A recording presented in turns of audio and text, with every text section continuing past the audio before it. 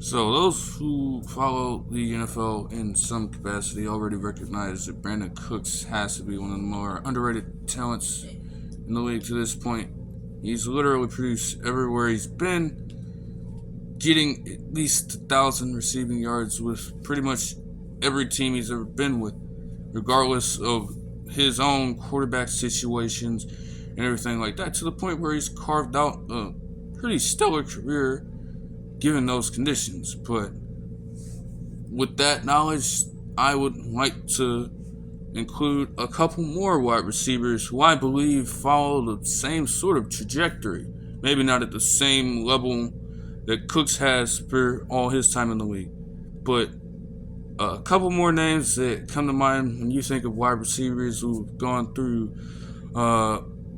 just like fairly subpar quarterback talent or subpar teams and still have managed to produce where they've been are Jarvis Landry and Marvin Jones Jr.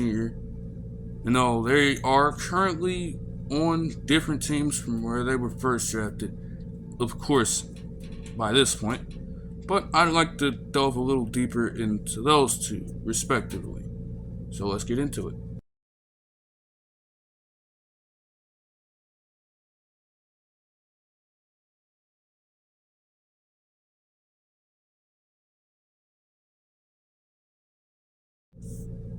Starting off with Marvin Jones, of course, he was drafted in 2012 by the Bengals, who at the time they were also getting their own rookie quarterback in Andy Dalton, and they would later on get AJ McCarron during his time there.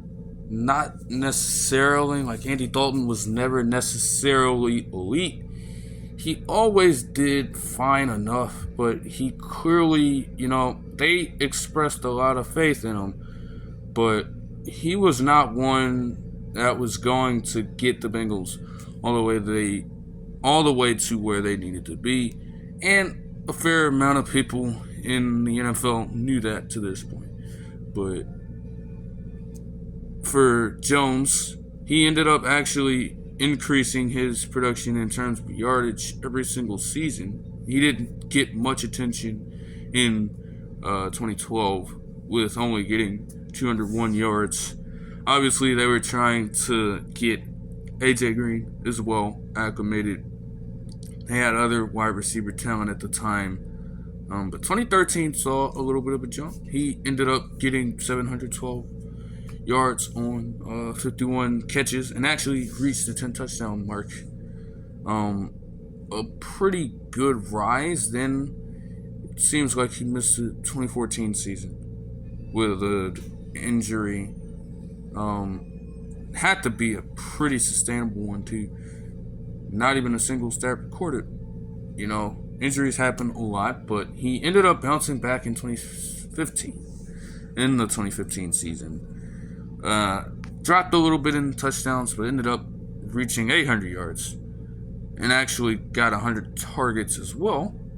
Then he would be moved to Detroit in 2016 and got to play alongside Matthew Stafford. Now, Matthew Stafford, at the time, he wasn't a bad quarterback by any means. Never has been truly a bad quarterback. He's always been a good quarterback. Maybe even that time he was considered elite by some, but by a lot of other pundits and critics at the time, he was definitely looked at as kind of a stat pattern. Honestly, he would put up the numbers every year, and this was the season 2, if y'all actually remember. This season 2, he lost Calvin Johnson coming in 2016 to retirement. So it's like they he was definitely good. It's just like some people saw the numbers, but also saw the fact that the Lions were just never a team with a good enough record to contend, and even when they did get the one playoff berth, everybody knew they weren't going to go far. They just did not have a strong roster at the time. I guess that Jones Jr. was maybe thought of as one small step towards a more formidable team for the Lions at the time. In that season, he honestly, weirdly enough, got the same amount of targets from Matthew Stafford, but dropped off just a little bit in receptions, though he got 930 total receiving yards. Matched the touchdown output. 2017, I suppose, you could say he sort of broke out. He ended up getting 61 receptions for 1,101 yards and 9 touchdowns that season. That is definitely a pretty strong go at it. Not necessarily the most dominating numbers in the world, but it was clearly the best he had up to that point.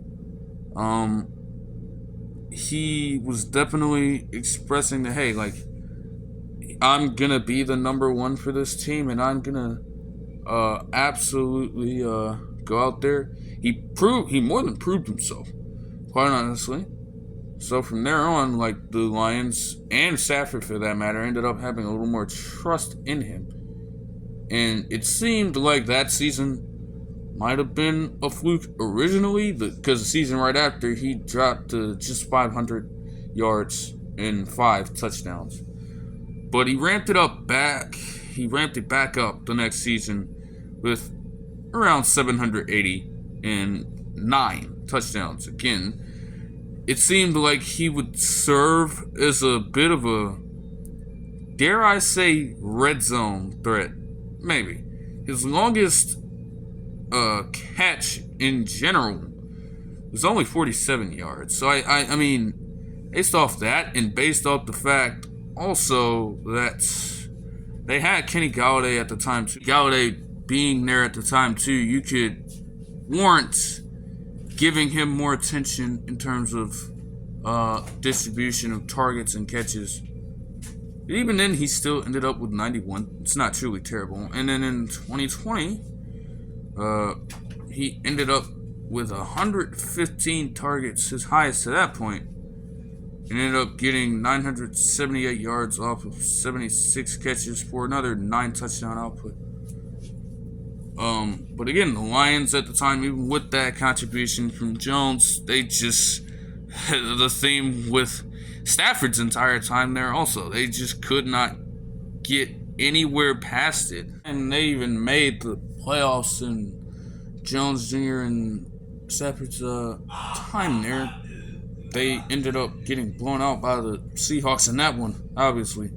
Yeah, Paul Richardson catch is definitely going to aggravate some of y'all, honestly, but they were not successful, and obviously hadn't been for a long time for that.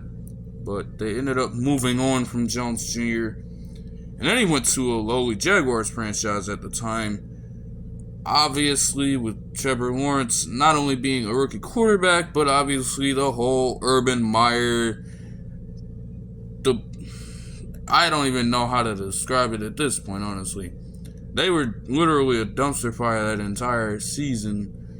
Urban Meyer just did not run a smooth ship at all. That shit definitely, just a fucking roller coaster of a season, and they were not good at any one point of time, to be honest with you.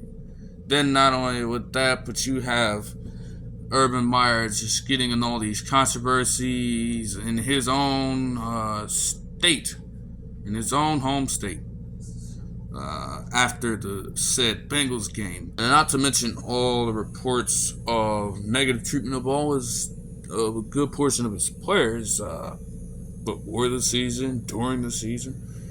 Just they were not going to succeed at all. And then he ended up actually still managing to get 800 yards somehow. Last season, 2022, saw a hell of a turnaround from one half of the season to another for Trevor Lawrence, obviously, for the team as a whole. Ended up getting a playoff win.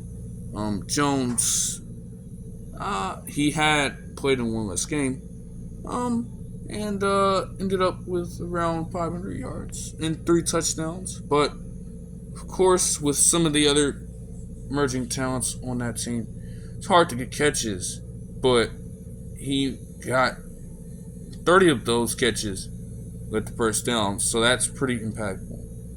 So he's made an impact everywhere he's been, and all that has gotten him to 7,386 total yards, 58 total touchdowns, and his yards per catch, only 0.1 less yard than Brandon Cooks, though Brandon Cooks hasn't beaten yards by far, but he is definitely one of these receivers. And then on to Jarvis Landry.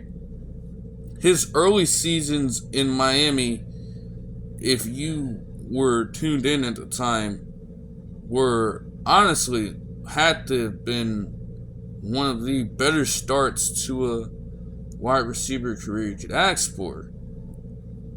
Certain seasons he didn't score a lot of touchdowns in, if you want to make that argument. But when you're out there playing with a quarterback like Ryan Tannehill and you manage to get 2 1,100 plus yard receiving seasons, both of them only resulted in no playoff success at all. And he also ended up getting 4 touchdowns in both of those seasons. Which, again, just not necessarily ideal. It's fine. He just ended up, because he had a solid rookie season as well, but right after that, he just went on a completely different level. And in 2017, he went down in yards, but actually got 9 touchdowns in that season, which stands as his highest amount of touchdowns in a season. In 2018, he was moved to the Browns, of course, alongside Baker Mayfield for the majority of that time. Just to make that clear. But, of course, his first 2 seasons there, obviously playing alongside his buddy Odell Beckham as well, had to have been pretty great for him. And his 976 and 1,174 yard seasons, respectively, in 2018 and 2019, were a pretty good start to something that could have honestly been, it may have been sustainable. It may have been sustainable for quite longer, but a few things had to happen first, of course. Like Baker Mayfield was still pretty inconsistent at that time, even given the production Landry had. Like, with your most important position, your most important player at the most important position, just being all out of whack, day in, day out, wasn't going to help you get anywhere. And in 2020, had him get his lowest, in 2020 saw him gain the lowest amount of receiving yards since his rookie season, 840. However, he probably had the most success he had in the playoffs up to that point, when they somehow managed to beat the Steelers in the wild card before losing. Obviously, like, it's the Browns at the end of the day. You don't expect them to get truly far just yet.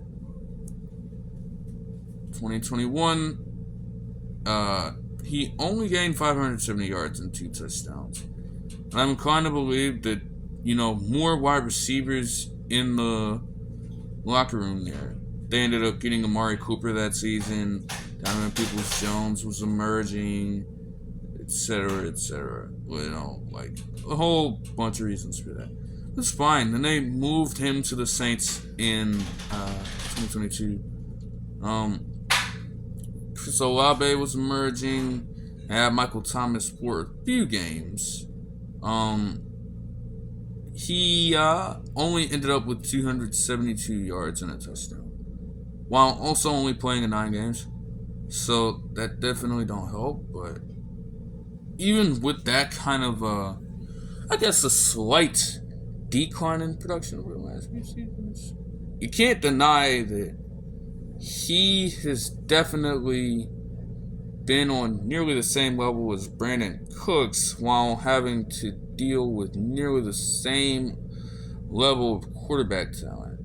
I mean, you go from Ryan Tannehill to the constant rotation of Browns quarterbacks at this point, to be completely honest. And then you go to the Saints, where they were rotating between Jameis Winston and Andy Dalton pretty much the entire season. You know, like that's not gonna help you. But to this point, even amongst all that, he's still gotten 7,870 total yards to this. Those are just my thoughts on that sort of topic. But that'll do it for this one. I hope you guys enjoyed the video, and I'll see you guys in the next one. Peace.